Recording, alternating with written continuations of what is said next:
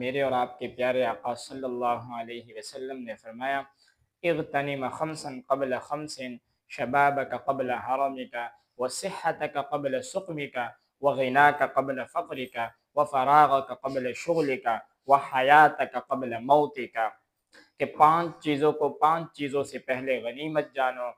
جوانی کو بڑھاپے سے پہلے غنیمت جانو، صحت کو بیماری سے پہلے غنیمت جانو، اور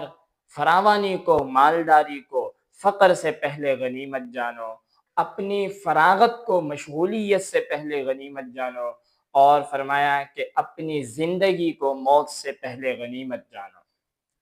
تو سب سے پہلے فرمایا کہ اپنی جوانی کو بڑھاپے سے پہلے غنیمت جانو۔ انسان جب جوان ہوتا ہے اس کے اعضاء مضبوط ہوتے ہیں، اس کی طاقت اس کا ساتھ دیتی ہے۔ انسان اپنی دنیا اور آخرت کے لیے جتنی بھلائیاں جمع کر سکتا ہے اس زمانے کے اندر جمع کر سکتا ہے، وہ لوگوں کی مدد کر سکتا ہے، نوافل پڑھ سکتا ہے، روزے رکھنا چاہے رکھ سکتا ہے، لیکن جب بڑھاپا آ جائے گا اس کے اعضاء جواب دے چکے ہوں گے، اس کی طاقت جواب دے چکی ہوگی، اب وہ مدد کرنا چاہے گا لوگوں کی لیکن نہیں کر سکے گا، اور اسی طریقے پر نوافل پڑھنا چاہے گا لیکن نہیں پڑھ سکے گا، اور روزے رکھنا چاہے گا لیکن نہیں رکھ سکے گا۔ اس لیے فرمایا اپنی جوانی کو بڑھاپے سے پہلے غنیمت جانو، اور آگے فرمایا وَصِحَّتَكَ قَبْلَ سُقْمِكَ، کہ اپنی صحت کو بیماری سے پہلے غنیمت جانو۔ انسان کو اگر ایمان اور اسلام کی نعمت ملے اور اس کے ساتھ ساتھ انسان کو صحت کی نعمت ملے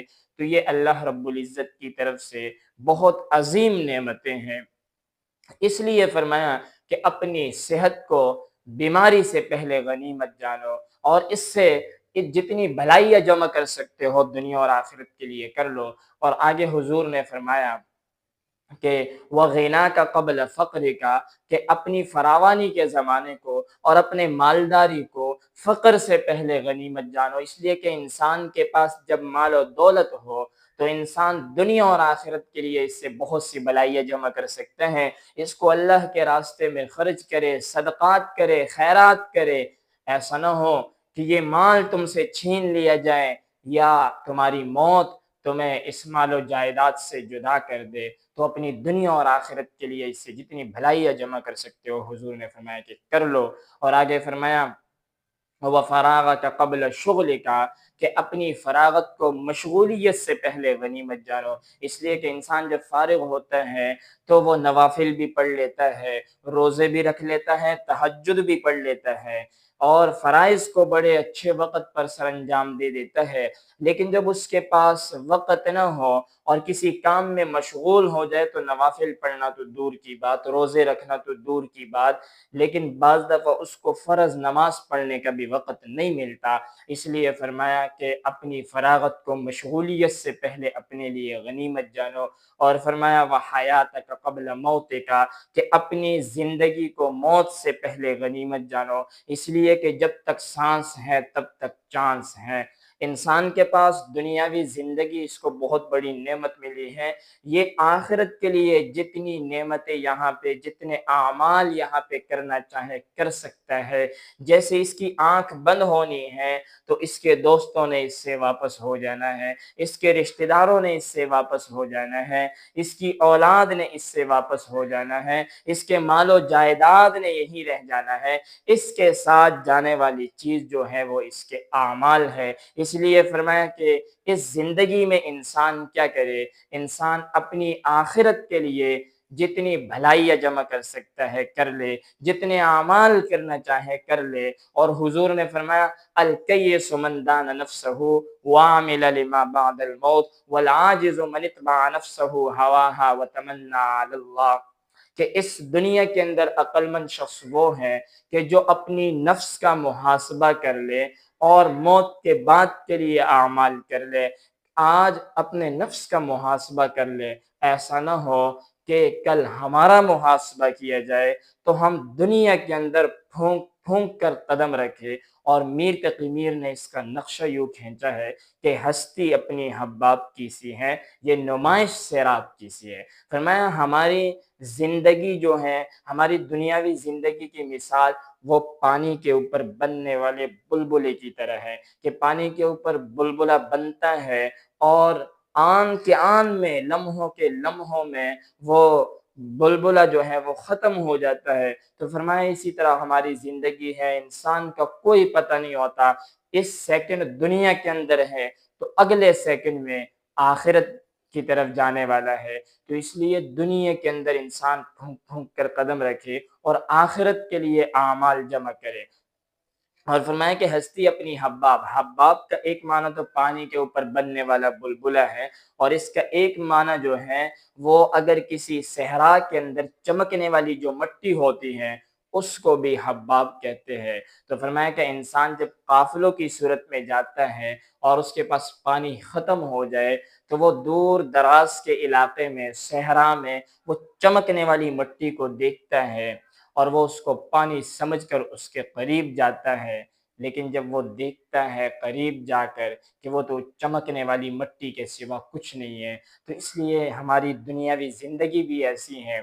کہ ہم جس چیز کو اچھا سمجھ رہے ہوتے ہیں، جیسے ہماری آنکھ بند ہوتی ہے تو ہمیں پتہ چلتا ہے کہ یہ تو آخرت میں ہمیں کوئی فائدہ دینے والی چیز نہیں ہے۔ اس لیے انسان دنیا کی زندگی مسافر کی طرح گزارے کہ اپنے مقصد کے اوپر چلے، ضروریات کی وجہ سے اپنے مقصد کو نہ چھوڑے۔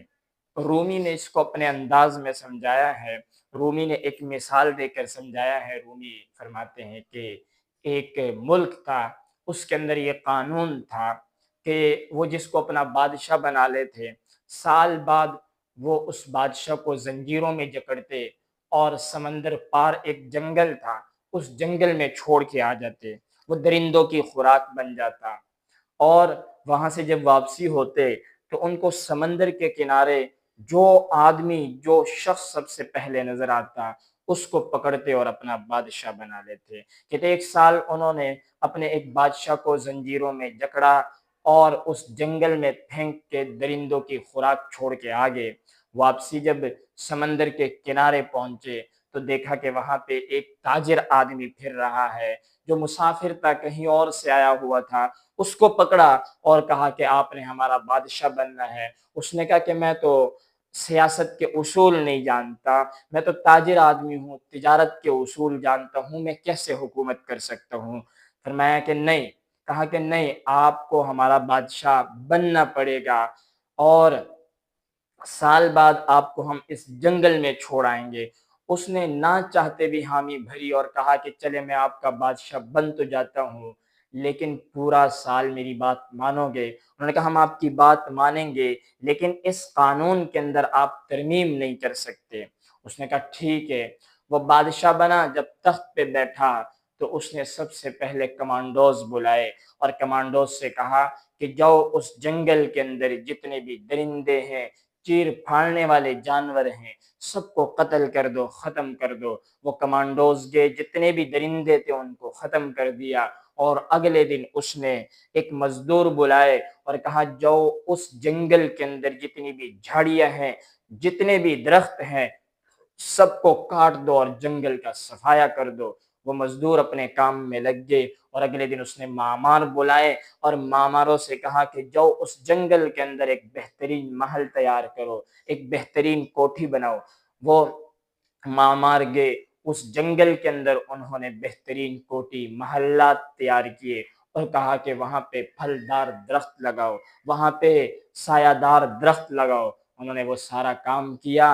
اور جب سال پورا ہوا لوگ آئے زنجیریں لے کر اس کو زنجیروں میں جکڑنے لگے، تو اس نے کہا مجھے زنجیروں میں نہ جکڑو، میں خود جانے کے لیے تیار ہوں۔ کیوں؟ اس لیے کہ اس نے اس تخت پر بیٹھ کر یہاں کا نہیں سوچا بلکہ جہاں کے لیے، جہاں اس نے ہمیشہ کے لیے جانا تھا اس نے وہاں کی تیاری کی اور فرمایا مجھے زنجیروں میں نہ جکڑو، میں خود چلنے کے لیے تیار ہوں۔ تو سبق دیا گیا ہے کہ جو انسان دنیا کے اندر رہ کر آخرت کے لیے تیاری کرے، آخرت کو سنوارے، تو جب اس کا جنازہ تو یہ کیا کہے گا کہ عجلوا بی ولا تؤخروا بی ولا تؤخروا بی، جلدی لے کے چلو، جلدی لے کے چلو، تاخیر نہ کرو، اس لیے کہ اس نے آخرت کی طرف اپنے اعمال کے لشکر بھیجے ہوں گے، اس کو کوئی خوف نہیں ہوگا، اس کو کوئی ڈر نہیں ہوگا۔ اور جب یہ وہاں پہ پہنچے گا تو القبر روضۃ من ریاض الجنہ والی صورت ہوگی۔ اس لیے انسان دنیا کے اندر اگر پھونک پھونک کر قدم رکھے اور آخرت کی تیاری کرے تو اس کو آخرت میں اپنے دنیا کے اندر اگر اپنے نفس کا محاسبہ کرے تو آخرت کے منازل اس کے لیے آسان ہو جائیں گے۔ اس لیے یہی کہا گیا کہ دنیا جو ہے یہ تو ایک شیشے کی گھر کی طرح ہے کہ جب انسان شیشے کے کارخانے میں چلتا ہے تو وہ پھونک پھونک کر قدم رکھتا ہے کہ کہیں کوئی شیشہ پاؤں میں نہ چبھ جائے، پاؤں میں نہ چلا جائے۔ اس لیے دنیا کے اندر بھی انسان پھونک پھونک کر قدم رکھے کہ چھوٹی چھوٹی نیکیوں کو جمع کرتا رہے اور چھوٹے چھوٹے گناہوں سے بچتا رہے۔